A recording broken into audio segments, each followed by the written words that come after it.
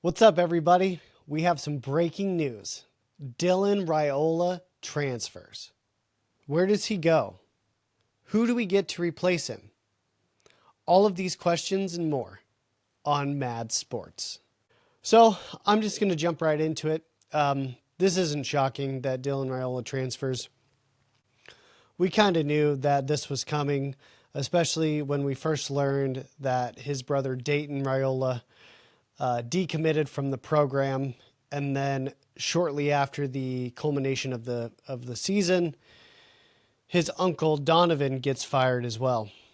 Just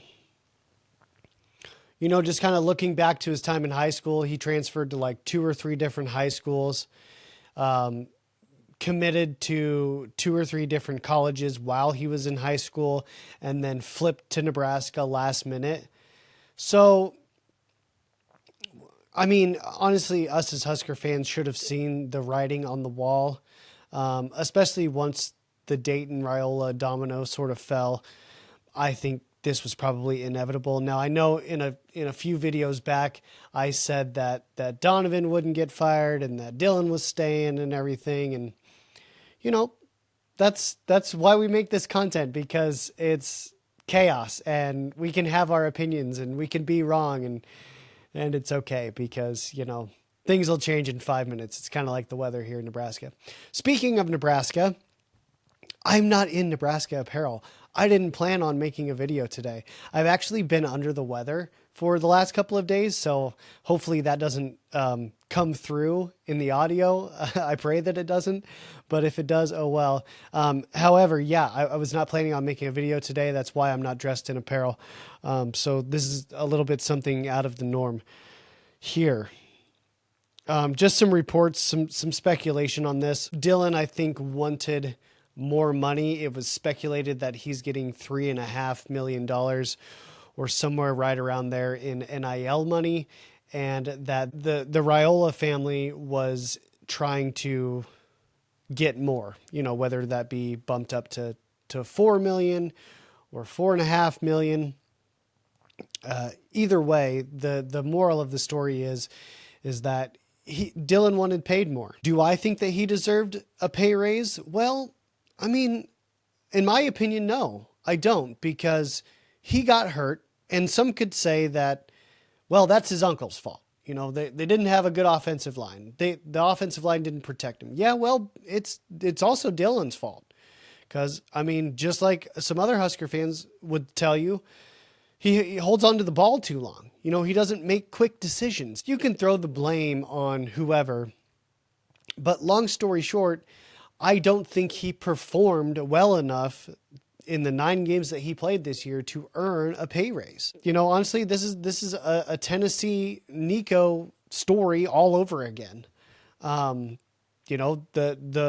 Raiola family wanted to get Dylan paid more money, and Nebraska was like, no, we're not going to do that. And they threatened to enter the transfer portal, and Nebraska was like, go ahead.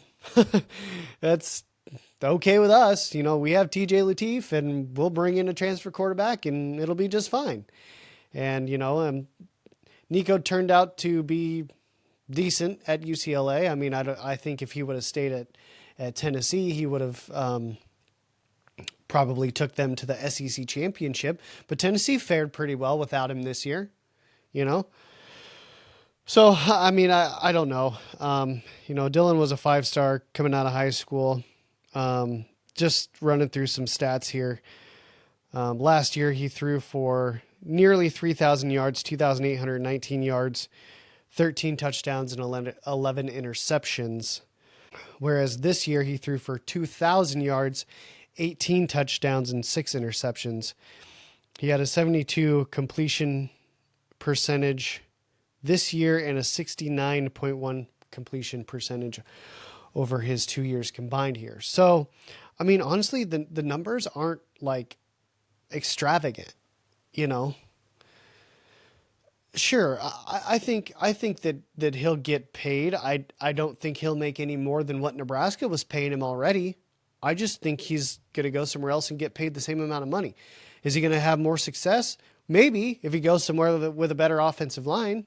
Maybe if he goes somewhere with better wide receivers, better tight ends, I mean, if he gets paid the same, but the guys around him are better than what we have on our roster, then sure, he's going to do better. But if he lands in a similar situation to what he has here at Nebraska, I think it's going to be same song, different dance. And, at that point, it's like, well, maybe you should have stayed, bud. That's just me.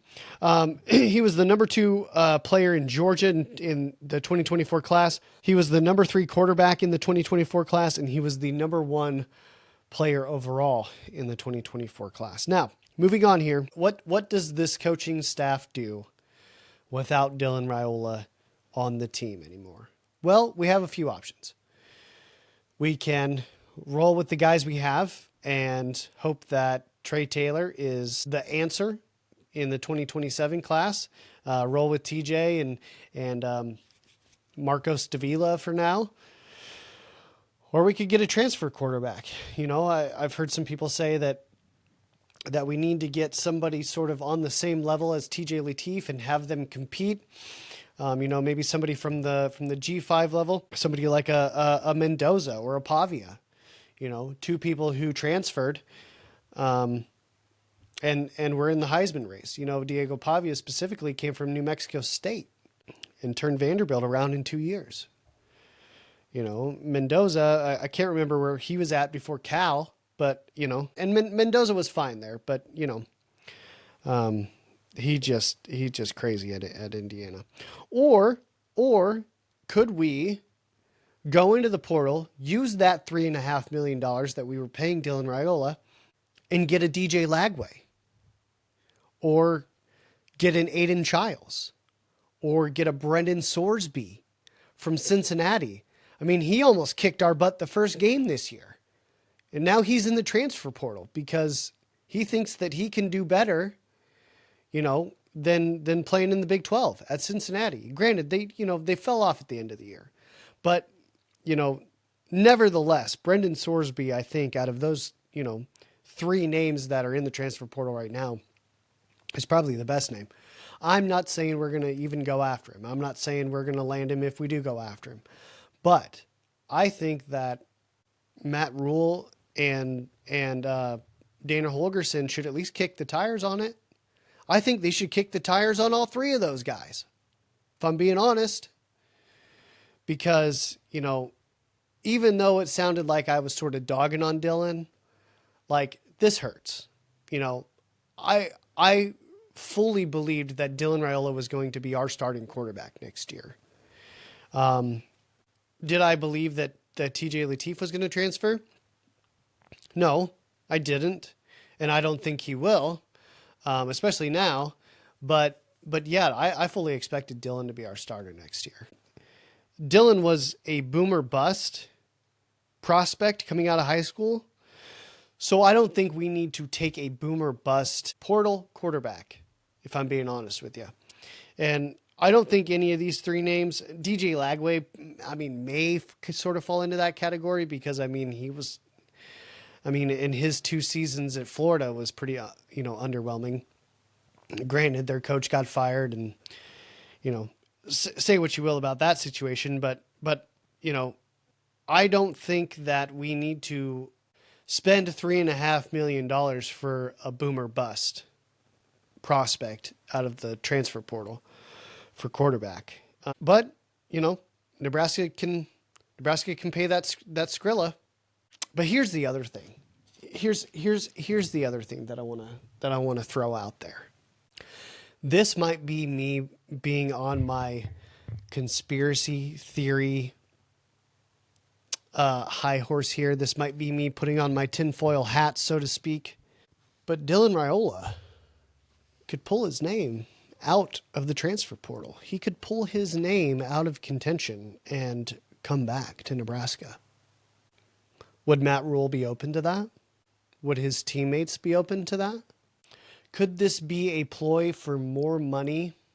And by them not getting it initially right off the bat, is the Raiola family putting Nebraska's feet to the fire and saying, okay, you want to tell us to go ahead and and enter the transfer portal, just like Tennessee told Nico to enter the transfer portal, and he did?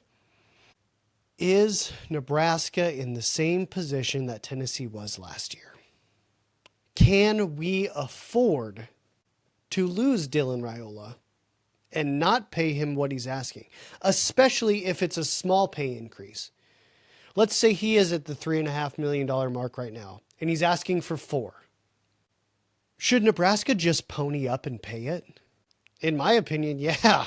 Yeah, I do think we should, honestly. I don't think this should be a game of chicken, so to speak. Why are we doing that? Now, if it's $1 million, okay. Okay, that'd be a little tougher. That'd be a little harder for, say I was whoever makes these decisions. If they're asking for $1 million more and he didn't even play a full season and he got hurt and he's in the recovery process, yeah, I don't know, man. I don't know. But if he's asking for 500, 750 more $1,000, just pay the kid.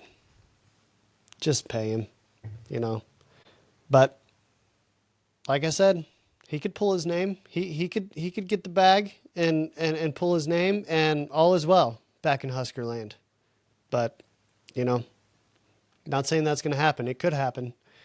But until it does, Nebraska needs to be in the transfer portal looking for a quarterback, looking for somebody to replace Dylan Riola, or at least somebody to compete with TJ Lateef or Marcos Davila. So with all of that being said, I hope you guys enjoyed the content. Again, this was sort of a last-minute video that I slapped together. I've still got my Venmo and my Cash App available for you guys to donate to my bowl trip. If you guys do donate, God bless you. But otherwise, yeah, thanks for being here. Please like the video if you liked it. Consider subscribing. Last I looked, we were at 11 subscribers.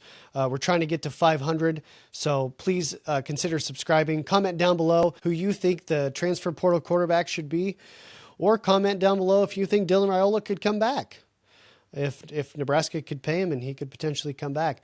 But with all that being said, thank you guys for being here. God bless and go Big Red.